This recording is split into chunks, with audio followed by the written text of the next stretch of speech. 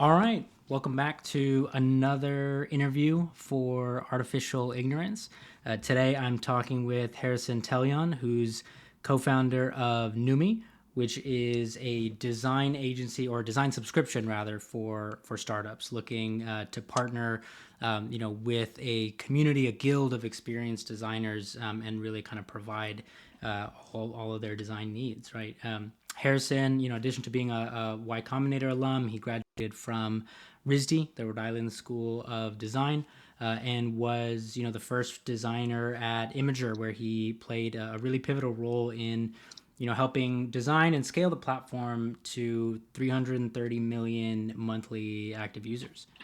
So he brings, at this point, over a decade of experience to the tech industry, and I'm really excited to talk about kind of the role that AI is playing in design, but also, honestly, kind of the landscape that you and NUMI are seeing when it comes to, you get to see many more startups, I think, than the average person outside of a venture capitalist. And so I think how the landscape is shifting, right? But I guess why don't we start with, a little bit about you and about kind of NUMI for folks that might not be familiar. Yeah, sure. Well, dude, Charlie, thanks for having me on. Like, I love the newsletter. I think it's hysterical, and like super informative, and I look forward to it all the time. So, a little about NUMI. Yeah, we're basically your startup's design department. So they are eager entrepreneurial designers, all vetted by yours truly, and we fully embed them on your team, so you can hit your goals. So sometimes it's small startups. Other times it is large enterprises that are already IPO'd. So we are really, really fortunate to work with some of like the world's best founders. They're all like AAA, high octane, and in return they get AAA, high octane designers. So a little about myself. I mean, I think you like nailed the synopsis on the head. I also feel like tremendously awkward talking about myself, but in short, I'm just a designer, and I'm really, really interested in just helping out other founders get started off on the right foot when it comes to design. Awesome. Yeah. I mean, what I found with talking about yourself, Chat GPT helps a lot. Just throw your LinkedIn in there and have it write a Oh, quick bio sure, for you. sure, sure. Yeah, I mean, yeah, just to add, like, I guess a little color is like, I've always been really, really interested in design systems, and so a lot of the work that I did in the Bay Area with some fintechs and some other companies was really centered around design systems, and then tangentially really interested in like onboarding, retention, some guerrilla marketing tactics and the headliner though to like how I see design is design. It can be leveraged for profitability. Design can definitely help you grow to find PMF faster than you might think, and design can lead to the ultimate gold standard metric, net operating income positive. That's a good headline. Can you expand on that a little bit? Is there anything unintuitive that you found when it comes to how design can impact, product market fit and really improving that bottom line?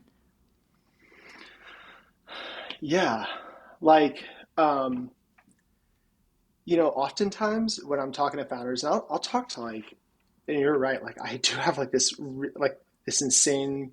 Uh, I'm very, very blessed to be able to talk to as many founders as I do a day. Like it's probably like 8 to 10 founders a day, and time and time again, I always see like the same kind of hiccups, which are more or less centered around like I want to focus on branding before I've earned it, Mm. and I want to push a product without talking to customers. And I try my very hardest just to like hop on these calls and really try to understand what their design challenges are. But sometimes NUMI doesn't even fit into that solution, right? A lot of the times, actually, I'll end up telling a founder like, "Hey, it would be unethical for me to take your money. Like you need to actually go into Figma and like try some shit out yourself, and then better yet, like you should be talking to like 10 customers every single week until you IPO." that's really like the skinny of it. So in terms of like unintuitiveness, I think uh, I definitely see like founders not, they just lean on their hunches too much. Oftentimes, like, I think we'll find that founders get so into the weeds with like their hunches or their original data that inspired the company that they're creating. Oftentimes, what ends up happening is you'll get to a milestone when building, you'll plateau, and then all the things that you were going to get to have already become normalized. So your traffic then begins to slow down. You're like, what is going on? Well, dude, just go talk to your customers and you'll find out. And that should not be confused with, having your Slack or your Discord open for feedback. Customer research and observation is very different from pushing out a feature and saying like, hey, what do you think? You're not going to get any feedback that way. And another an unintuitive thing that I see a lot in founders is how unwilling, or maybe not even unwilling, but they have forgotten to actually start the business at some point. So, like, I always recommend chop up your customers in half and start charging them, and you will see very quickly uh, the type of feedback that you'll get when you try to separate someone from their money. That's when the real feedback comes back. That's a great point. Yeah, I think especially I think because a lot of founders, especially the technical ones, right, are Mm-hmm. focused on, I want to create something great, right, and less about like how do I find a business model that's great, right, Yeah. and that's to me I think like what, like to your point about, that's what separates, the this is cool, this is really interesting versus like I want you to take my money. Yeah, you'd be shocked at like how differently you run your business when you assume that you're never getting funding again. Even if you are going to get funding again, just operate it as if you're never going to. And then even if you do have cash, split that sucker in half and put it in a different bank account and then only operate based off the money that you have, like in that one bank account. Suddenly every move becomes more valuable and more thoughtful. Are there lessons that you and your co-founder have drawn from the history of NUMI? So my understanding, correct me if I'm wrong, but is that it did not start out as this, design oriented company, right? You guys went through actually a fair number of pivots in very different areas to get here. Oh yes, and go figure. Like pressing fast forward, like you lean into your core competency, us being designers, and you can build a business out of it. But yeah, before that, we had spent 4 years in Nairobi, Kenya, Africa, and we had the pleasure of starting up a couple businesses. The first was in um, medicine, like building medicine software. That didn't really go anywhere. Got a lot of like cool experience, but that didn't really go anywhere. The second was CPG. That kind of turned into something that we didn't see coming, which is like the Instacart of Africa. So it was really like wholesale CPG for restaurants. But then they started ordering things like deodorant and toothpaste. And we're like, okay, well, if you're doing that, like, we're just going to turn the switch on to all 54,000 items in Carrefour.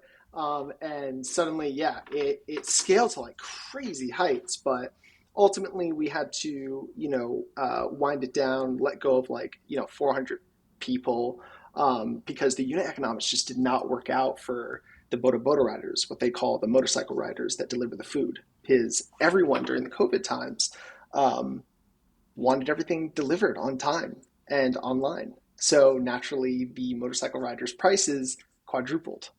So that was already baked in and it very quickly tanked our company. But we learned a lot of lessons about scale and how to hit profitability. And really, like, what we took away from Kenya was how to be quite shrewd, along with like how to actually navigate cash conversion cycles, and you know manage manage growth in a way where we can grow off our own balance sheet. I'm condensing a lot, but Yeah. like those those are the main bullet So points. just to make sure I'm getting that right, essentially you were charging your users a flat rate for these deliveries, which worked up until demand for deliveries spiked so much that the cost of the drivers just quadrupled. More or less, yeah. The flat rate came in the form of like just a flat service fee, and then there were some other tactics that we use where, like, if someone searched, if someone was just like testing our app for the very first time, they're going to enter things like milk, bread, the essentials. What we found is a strategy that worked like pretty well is changing the price of like the zucchini toothpaste. Like these are like rogue items, and like tacking on like 20, 30%. And no one's checking that. No one's checking those like, kind of like odd objects or like odd, like, yeah, things at the store. So we made sure that like all of our essentials were, very competitive, fair priced. And then everything else was, it just like escalated. Like the more niche it was, the higher markup we would take. Got it. Got it. Okay. I mean, that certainly sounds like a wild ride, especially I think to be operating that during the pandemic. So it wasn't like during the pandemic, it was just at the start of it. And it was crazy, man. Like we went to such great heights. Like so Carrefour, the largest supermarket in the world, is they have a pretty big presence out there in Jumia, which is more or less like the Amazon of Africa. They had partnered with them, and so we went up to Carrefour and we're like, "Hey, we can do a way better job than these Jumia guys." And they're like, "Sure, yeah, okay, but like, we're already in bed with them," and like, we're like, "Okay, let's just prove it." So like in the in the spirit of like doing things that are like definitely do not scale, we basically sent in these incognito shoppers into Carrefour, and we exported the U.S. financial system using like PEX cards. So like everyone had a debit card linked to one account in the states, and we would spend an exorbitant amount every single day. So much so that like the financial controller reached out to us and was like, "Okay, we hear you. You became 5 times bigger than Jumia, a publicly listed company on the New York Stock Exchange. We get it." But by that time, when things were coming into fruition, like, COVID had already hit, and we're like looking at plane tickets home. So, it was a cool story. Like definitely a lot of like therapy sessions as well tied to that time there. But overall, it was yeah, it was a good learning experience, really good learning experience. Okay. And so now you're bringing, yeah, a lot of those hard won lessons, back to startups and in Yeah, the form of design and design services. yeah. I think like a lot of founders are attracted to us because we also offer like office hours. With myself, with Hannah, our head of customer success, and Green, my co-founder, and hopefully like that's just still in the same vein of like do things that don't scale, but we just have so much opinionation around how a startup should actually be started up, along with like back end office ops, um, you know under under the veil of design, right? Like what's beautiful is design touches more or less like every aspect of your company. And I almost viewed RISD as like this undercover business school, because it really just teaches you how to approach any single problem in quite a different way than other disciplines might. You mentioned you're meeting with like 8 to 10 founders a day. Um, what is, I alluded to this earlier. What does the landscape look like in terms of how many of these companies? Well, two questions. One, how many of these companies are, working in AI, and how many of these AI companies have pivoted from crypto? Wow, very funny question. Okay, so I can't immediately answer the first one without thinking, or the second one without thinking about it a little bit more. So I'll think about that while I'm answering this. But uh, the amount of AI companies that I meet with is pretty absurd. Like it is probably close to 75%, I would say. Wow.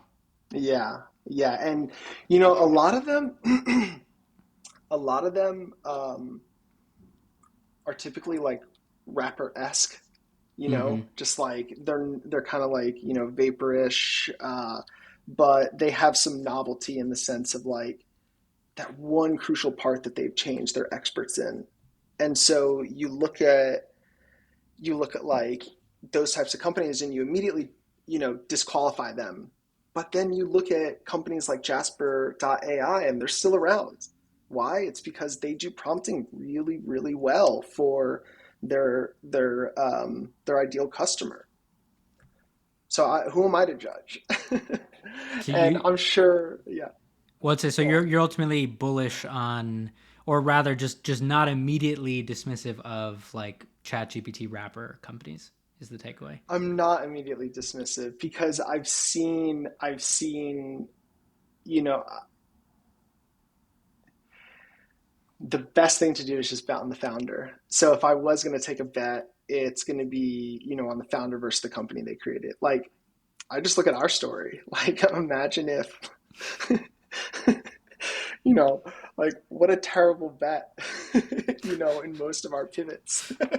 But here we are, profitable company growing at a crazy clip. Yeah. Okay. And so what about the follow up question? How many of these are coming out of crypto and Web3? Yeah, I was thinking about that. Or I guess rather than have the companies themselves pivoted, have you seen a shift in volume? Like 2 years ago, was it a Shift in huge volume, amount of yes. of Web3, right? And now that's kind of Yeah. died down. Yeah, like a year ago, we were working with a handful of exchanges. We were working with a lot of DAOs. We were working with like some NFT marketplaces, and then wow, did that clear out? I mean, like almost everyone just like cleared out, except for maybe like one or two of the exchanges that we were working with, and and like a DAO, like Orange DAO, is still around very much. Vellum Exchange is very much still around, but it was quite dramatic. Some of these other players in the space, watching them have to really just like shut down shop because as a vendor, we're one of the first people that they reach out to, and Hmm. so like it's very much like a bellwether. So as soon as um, their CFO or something is like, hey, cut, cut, cut, cut, cut. We have like a storm coming.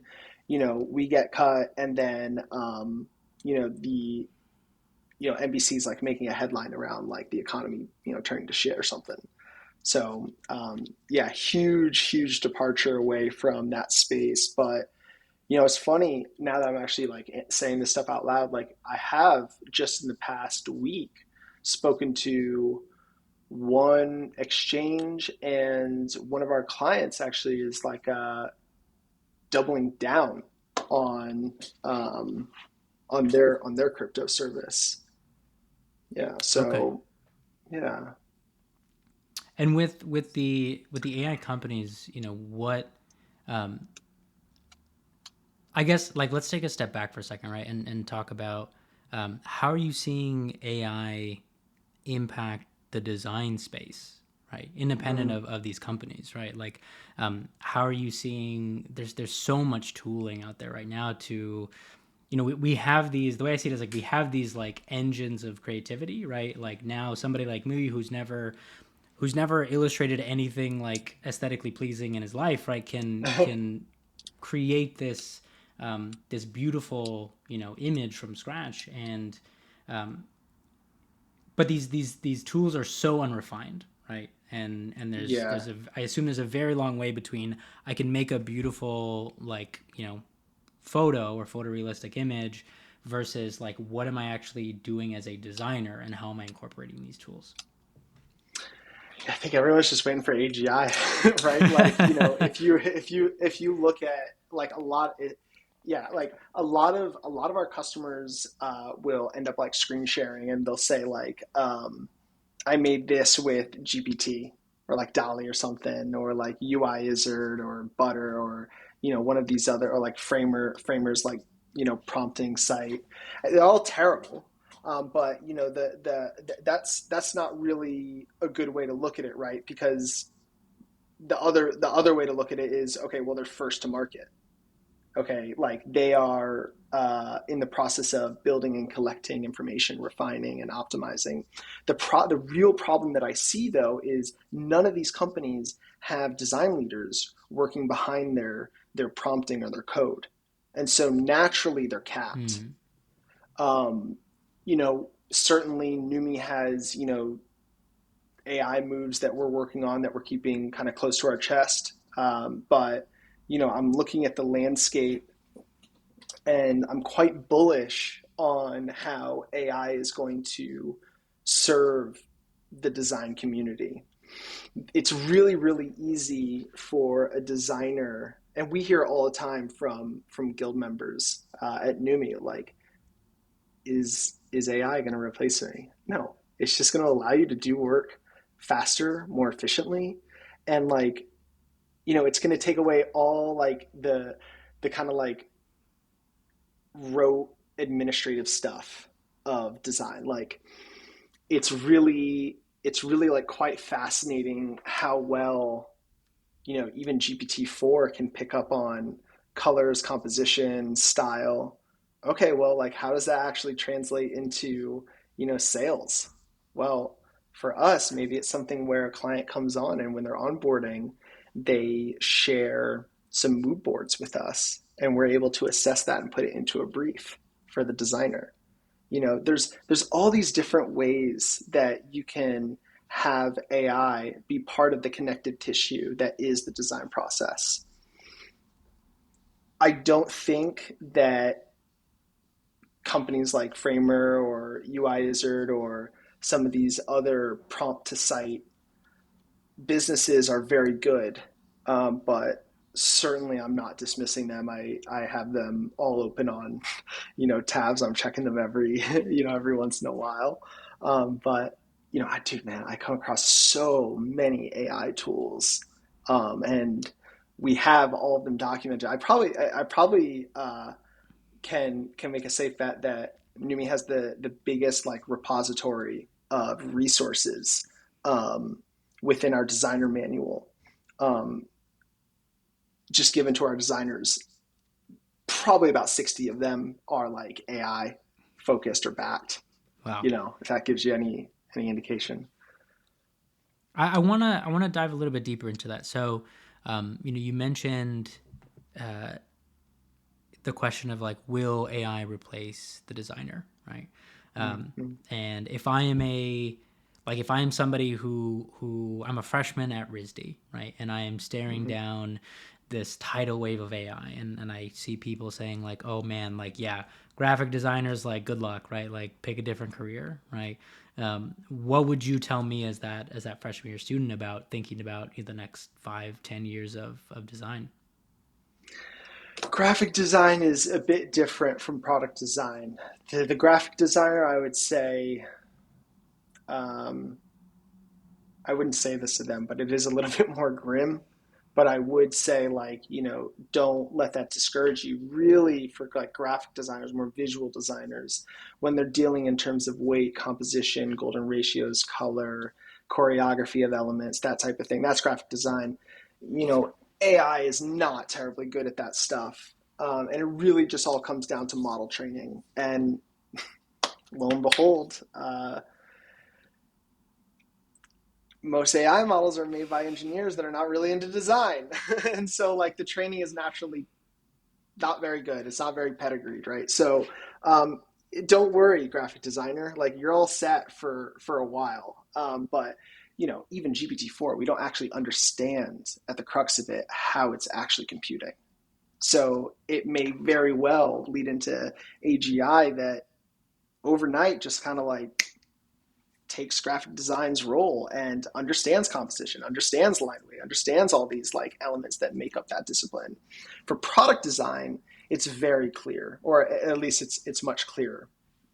For product design, and by the way, this is just one man's opinion, but like for product design, there are like soft parts and hard parts of product design. For the soft parts, it is more graphic design based. It's like you're dealing in brand identities, marketing collaterals, socials, pitch decks. that stuff's going to get eaten alive by AI, as it should. Because what's going to end up happening is the product designers that don't have to deal with that, even though it's fun, and now they put themselves in a position with AI that they can now art direct in large swaths versus actually getting down into the nitty gritty. It's going to open up so much more time to do the hard aspect of design, how coming up with how might we's, customer research, asking questions with your customers like, hey, if you had a magic wand, like what would you change about that experience? Or was there something in there that you were expecting that you didn't see? This, that, and the other. It's also going to allow them to have more time to go into Mixpanel or their Google Analytics and interpret data and kind of come up with ways to navigate certain flows or onboarding.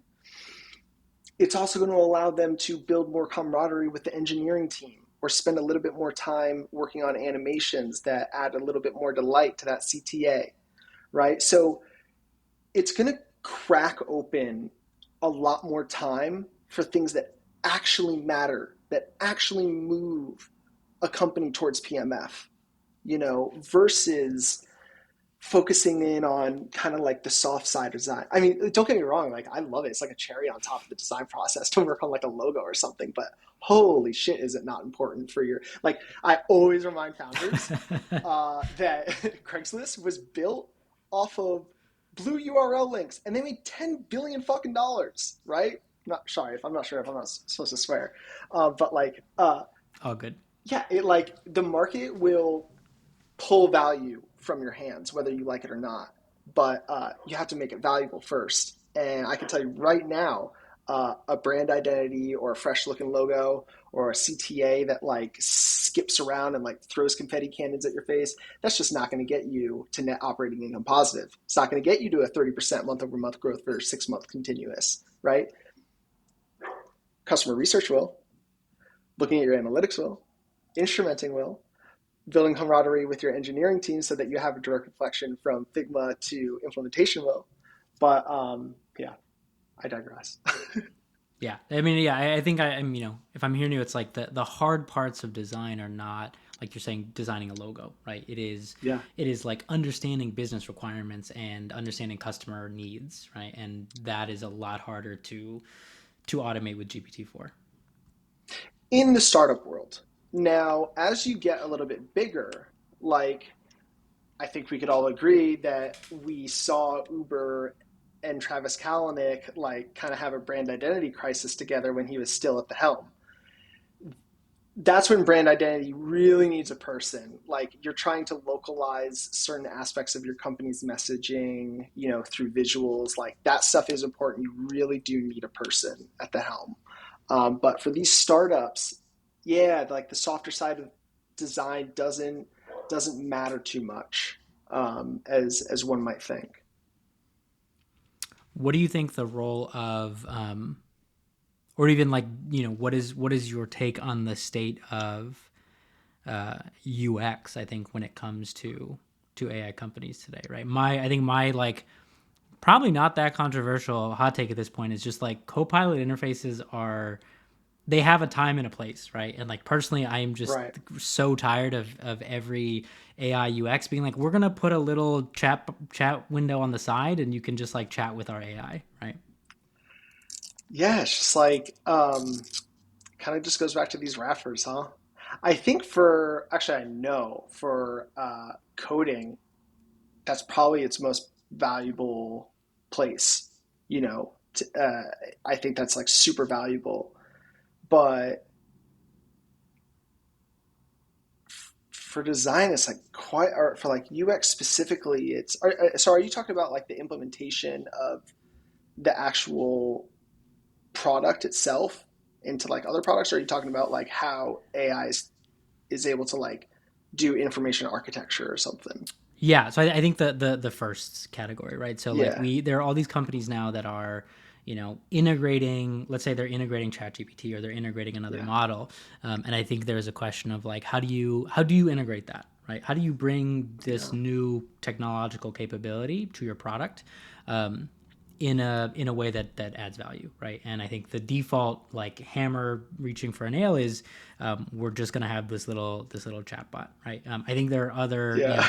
the GitHub a GitHub counterpoint is like we're gonna have the shadow grayed out text, right? Like for your code, and Hmm. then you can Hmm. choose to Hmm. accept that. I think other interfaces I've seen are like you highlight something like Notion. It's like I like highlight this and rewrite it with a different tone, Yeah. right? Yeah. But I think we're still very early in the UX just like discovery stage, right? Of like what does it Yeah. actually mean to try to incorporate a large language model into a product. I forgot I forgot which movie it was, but I was watching something recently where it was this scene with a man and a woman, and they were watching this page load on dial up. It was like taking place in like the 90s. And the guy, it's like, it's already been like 10 seconds, and the guy turns to the girl and he's like, pretty fast, huh? And like, I remember thinking to myself, like, whoa, I used to say stuff like that. Versus now we have like gigs worth of like, like, bandwidth. Yeah, YouTube buffers for Prob 2 seconds and you're just like Yeah, and then enraged it's at like it, right? there. It's like 4K at your face. But, you know, speed definitely plays a role in discovery. The human brain moves at such a clip that if it's not being reflected in real time, your motivation to use that tool is lessened, right? Like, I know that I can make a really well designed CTA button faster than any one of these AI, you know, co-pilots or whatever, almost by like a factor of four. Like, even sometimes when I'm using Notion AI, which I started to and then I just stop because it's more or less worthless and it's always buggy, and it just like, love the Notion team, but like, get the house in order. Like, I'll ask it to rewrite, and it just either sounds like super Spartan, or the tone's not there, or it just it's just mediocre. Like, that's all it is. And so I think that we're right now, for probably the next like few years, we're probably gonna, like, these companies, as they should, are more or less just data harvesting, optimizing, making everything just a little bit better. You know. Fair, yeah. I think that's a good point. The I was gonna ask too, are there any AI companies that you guys have worked with that like just particularly proud of the job you guys did, or even just the product that the team has put together? I wish I could tell you, but they haven't been released yet. Um, so yeah, and well, yeah, unless it's on the website, we just have like this general rule of like we just don't share, you know. But yeah, if you take my word for it, yeah, there's a bunch of cool companies that are up and coming that are doing some pretty novel stuff, um, and I can tell you in what spaces. So in the space of, like, I'll tell you where AI where I'm seeing AI have a massive impact is legal, medicine, hiring, um, uh, engineering co-pilots. There's a handful of them, and they all seem to really genuinely have a different take, and they're all pretty noteworthy in their own way. Um, and then there's this kind of like new field that's popping up, which is like workflows that we've been seeing a lot of, like AI workflows, um, or like basically like you enter in the parameters of what you need to have happen, and it's almost like an automated Zapier where it will just tell you, it will either tell you exactly what to do, and depending on how many permissions and how many integrations you've signed into, it will actually build it out for you, which is pretty wild. Um, there's also there's also a huge there's also a huge emergence in um, healthcare, but we haven't really had we really haven't had the privilege of working with too many um, AI focused healthcare companies. I think that industry is just a bit slow to adopt, but I've seen a few things that are cool. Yeah, I imagine just with the amount of regulation involved in healthcare Yeah, that it's probably pretty hard. yeah, yeah. It's a good bet, and as it should be. And are you guys using AI internally at NUMI Yeah, to move faster, to to every be day. more creative? Yeah, yeah. Semantic search, LLMs, just straight up GPT-4. Tons of API calls happening. Like we really do try to not just rapidize it though. We really genuinely want to be thoughtful about how we leverage the technology, because just to throw AI in front or behind something or a new feature, it's just you end up actually like making your customer upset, and our customers first and foremost our designers, and so if we make our designers happy, our customers and users are happy. If their end users are happy, our customers are happy, and then if our customers are happy, we're happy. So right now, a lot of the tooling that we're doing is really centered around designers and how to have them run faster. And on the on the internal side, it is uh, trying to like delicately say this, like mapping, like mapping information points to one another, um, as best we can. But we're still very much in the early phases, because we really do want to be thoughtful. We don't want it just to have like AI in front of it or integrated, and it's just like it's actually just not very helpful. Can you you don't have to divulge Yeah, any trade secrets, but can you say a little bit more about this concept of tooling, right? Because I think one of the things that I found really interesting about NUMI was well, there's many things that set you apart from a design agency, but like in contrast to design agencies, you guys seem to have engineering baked into your DNA, right? And so you're not afraid to just go out and yeah, actually build your own tools, yeah, right, to get the job yeah, done. yeah. Yeah, man, like agency, we always like kind of cringe at the word agency when like someone's describing us, because sure, on the surface, call us whatever you want, but like we know what we are. And what we are is a company that was started by designers for designers. And that may not mean much, but when you look at our competition, all of them were started by people in HR and marketing.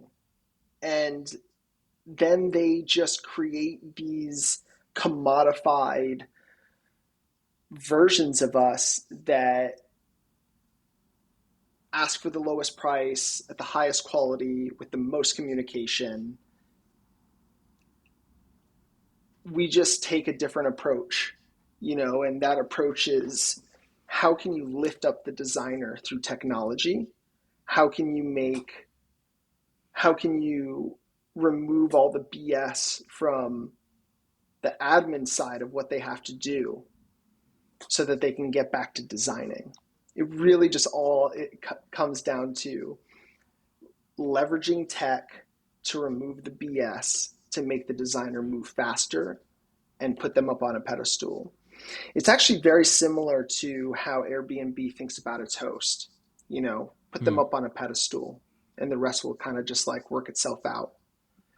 And that's what we do. And they build tools for the host. Um, and the byproduct of that are features that you know Airbnbers like us would see. Are there any specific examples you can share about tools you've built for the design community? Well, like asking myself in real time, am I going to get in trouble for saying this? I could tell you about like one thing that we were kind of like toying around with. That's Okay. nothing novel. We can also like Um, we can, if yeah, you want to get back to me like at some in a week or two and be like, can we edit sure, this part out? That's totally fine. sure. There's this one thing that we've been fooling around with that would allow you to, you know what? Yeah, I probably actually should not say this because Yeah, I'm sorry. All good, all I'm good. sorry. Yeah, Yeah. that's fine. I can tell you about some other stuff though that are like less damning. There are a handful of plugins right now on the Figma store that are all run by solopreneur designers, and it is the same thing that I see, unfortunately, time and time again, which is they will get released, they will get traction, like 20, 30,000 people, like within a matter of a week or two, and it will skyrocket to the top of the charts. And then you'll notice over the months or over the years, oh, this hasn't been updated in 8 months. Oh, this plugin does not open anymore. And there's a real opportunity, I think, there to maybe make a super plugin that is well maintained and that was made by not a solopreneur designer, but maybe engineers on a team that appreciate design and can lean on the designers on their team to guide a path or to light up something in front of them. Or even, I think having a brand there that is like building tools, like maybe they're not the most unique or they're most cutting edge, but they're stable, right? And they're reliable and they'll Yeah. work Yes. like every year, Yeah. right? Yeah. Um, I think there's an interesting parallel I'm thinking about, which is I'm a I'm a Django developer first and foremost, right? And like the Django community has an immense amount of libraries and plugins and things like that, right? But there's one company called Jazz Band, which over the years they started by they had a couple of their own like libraries, but they've slowly like acquired other open source repositories, basically when the Hmm. maintainers, the solopreneurs are like, I don't have time to like keep up with this anymore. And they're Yeah. useful, but they're not like world changing libraries. But now they have, I think, like a Right. couple dozen of them. And whenever I see like, even actually like a couple of weeks ago, I was deciding between a couple, and I saw one was owned by them, and I was like, oh, okay, I should just go with that because I know it's gonna work, and I know it's gonna still work in a year, right? With the latest Yeah. version.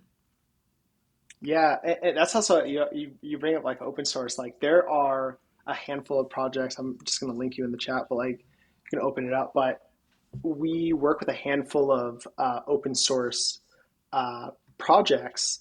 And we do that because right now in the design world, there are not a lot of open source projects happening. We think that, the design discipline, much like IKEA or Target has proven, design should be approachable. Design does not have to be expensive. It doesn't have to be this like, thing that's unattainable.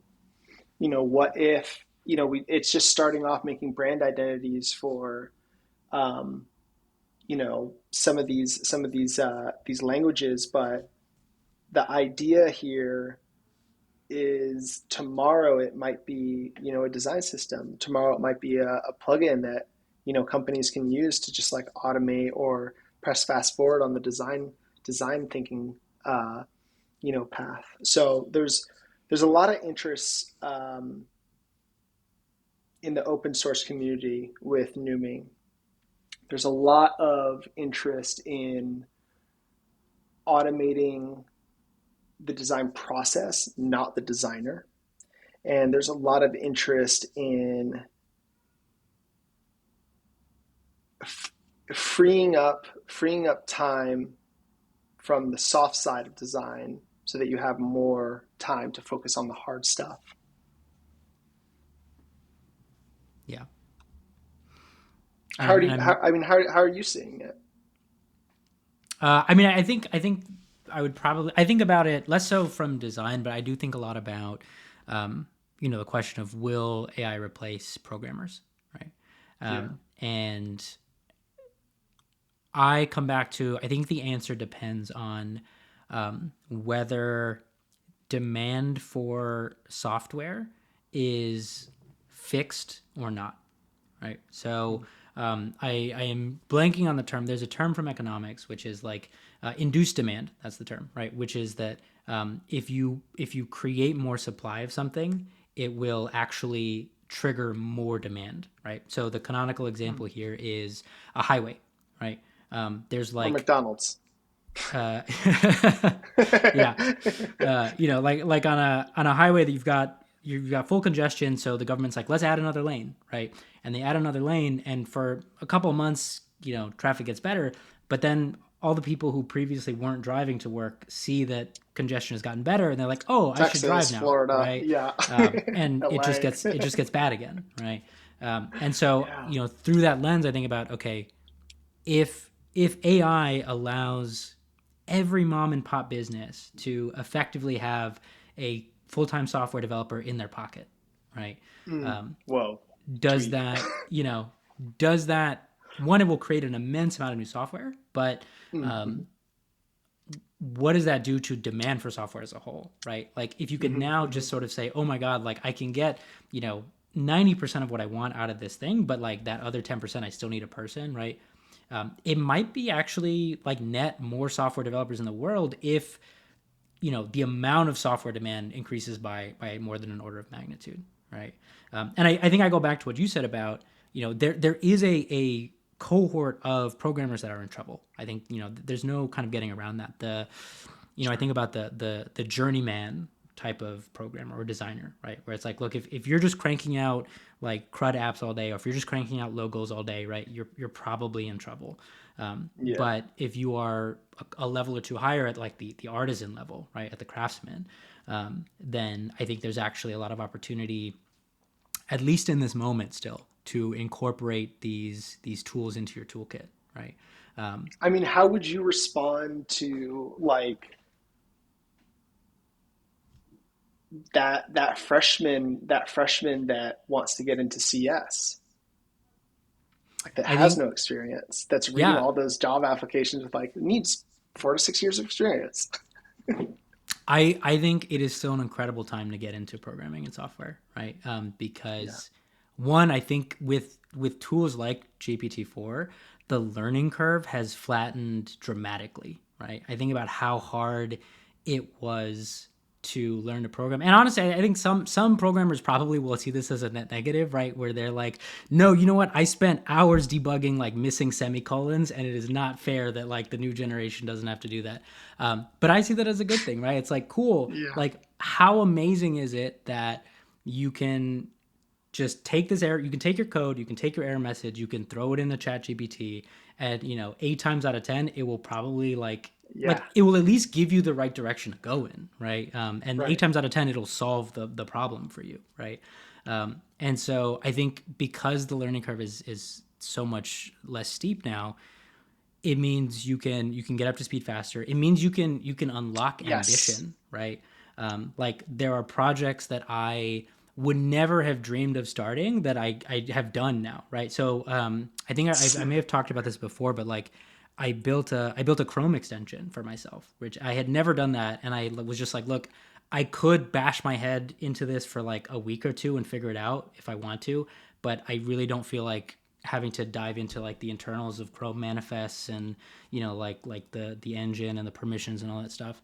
But now I can go to ChatGPT or GitHub Copilot and say, "Cool, we're building a Chrome extension, right? Like let's hammer this thing out, and like if it doesn't work, cool, I will paste you the error message and we'll figure it out, right?" Yeah. Um, and it allows me to like actually attempt to tackle things that I would never have tried before, right? Yeah.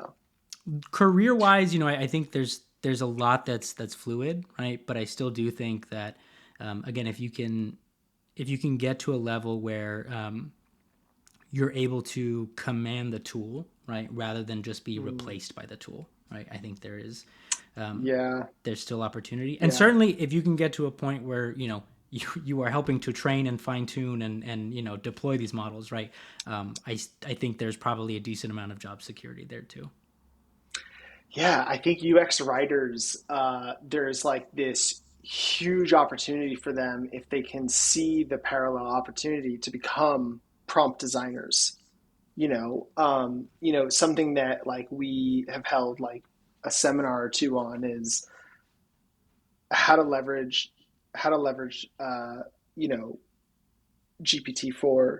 Um, you need to care about prompting as a designer in the Yeah. future. You must learn, you are an expert, or try your hardest here, or like just these like small little things that we're learning about how to talk to AI.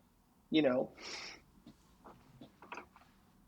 I think we're going to see this like crazy evolution of how AI is thought about in the future. And it's starting with departments: legal, marketing, design, sales, whatever. Sales is also, by the way, that was the one other place that AI is really, really taking off in. Yeah. Some of these like phone call companies are like really creepy. Like I see Insta ads for them all the time, and I'm like, holy shit! Like I didn't like scroll past this ad. I'm like actually like 4 minutes in listening to a full conversation. Do I sign up? But so in the future, I do think that, and I built like a very, very, very, very, very rudimentary model of this. What I did was I took all of our Fireflies transcripts, and then I ingested it into our own model, and then I asked it to please identify all the moments where clients seemed angry or using Oh. like upset words. And it came up with a bunch of different places. I then said, okay, now cite it, citate, like added citation. And then I asked it, okay, please come up given these criteria. And I gave it like, we have this budget, it needs to be in this date. Here's our tech stack. Here's what we can do. Here's what we cannot do. And I used it as a thought partner. That I think is going to be the next evolution of how we interact with some of these models. Take it a step further. This is where it gets really tweaked in my mind, where you can literally chat to GPT, hey, I need you to I need you to onboard this designer. He came in as a lead, but please provide feedback that the portfolio is a little thin on case studies. You know, imagine that one thing encompassed me going to our financial controller, one of our VAs, my time, and the designer, and it all happened in one sentence. You know, I think the future of AI is going to be controlling your company at your fingertips. Yeah. Like it's going to be actually pretty bonkers. And I do think, with designers, there's kind of the same analogy. We can get to a point where you have a graphic designer in your pocket, right, for everybody. And Yeah. but I think there's still, to your point, And Canva's pretty close to that. Canva's yeah, already pretty close to that. Yeah. yeah. I think I love a lot of their AI tools, and I do actually want to play more with them just to figure out what parts can I automate of just the day to day random stuff that I have to make. But I think it's interesting also to think about design from the lens of like a status symbol, right? Because Mm. today, like you think about typefaces, right? Yeah. And stop me if I'm wrong, but my perception as a non-designer is that if a company has a ton of money and they want to make a big splash, they go out and they're like, we're going to commission a custom Oh like yeah. hand-kerned Yeah. typeface, right? Yep. And there's Yep. They there's go to a type no house in Sweden and they're like, let's do it, Foundry. right, and like so that jobs, that service still exists, right? And so I think there will probably be a place, even if a lot of the graphic design stuff gets automated, there will be a place for a company to be like, we paid a human designer, right, to do all of this by hand, Mm-hmm. like in Figma, no AI, right? Like Yeah. we've done it, Yeah. right? I don't know. Oh, it was it was Sam Altman. He was at I think it was at like Davos or something, but he was saying like humans will always be interested in what other humans do. And that really, really resonated with me. There's a certain beauty about effort in, results out, that when you look at an AI, it's like, okay, well, you have like a compute farm the size of like Saudi Arabia. Like that's not that impressive. Like, you know, so that's not that impressive. But like, Charlie made this, and he does not have it. He does not have like a GPU farm. So um, that really resonated with me, and I think that isn't intrinsic to like human nature to be curious about what went into something. You know, Yeah. oftentimes you'll find that like these silent luxury brands, like Hermes or like, you know, whatever it is, but like you'll find that these like super high end brands, the way that they make, and even artists, like the way that they make their art, the way that they make their craft, their products, that's actually what you're buying. When you buy like a GT, like a Porsche 911 GT3, like you are not paying for the engine. You can actually make a lot of the stuff that you buy at home if you have the right tools and patience. What you're paying for is the fact that those valves were put in by hand, that the sprockets were aligned by squinting your eye and kind of just looking at it, and it has the same result as if it was laser aligned, right? Like there's all these like little moments where once you discover it, it's like boom, I just added $25 to the value of this thing, right? Yeah. The So the the effort is the that's wild to point. me. Yeah, the effort is the point. Yeah, well said. Yeah, the effort is the point. Cool. I think that's probably a great place to wrap up. Cool. It has been fantastic chatting with you, Harrison. Where Yeah, can likewise. people find you online on social, NUMI? Yeah, yeah. Check out NUMI.tech. I'm here as a community resource. You know, even if you decide to not work with NUMI, hit us up. Like we'd love to chat. Yeah, NUMI.tech. All right, and yeah, thank you so much for joining Yeah, today. yeah. Likewise. Thanks for having me.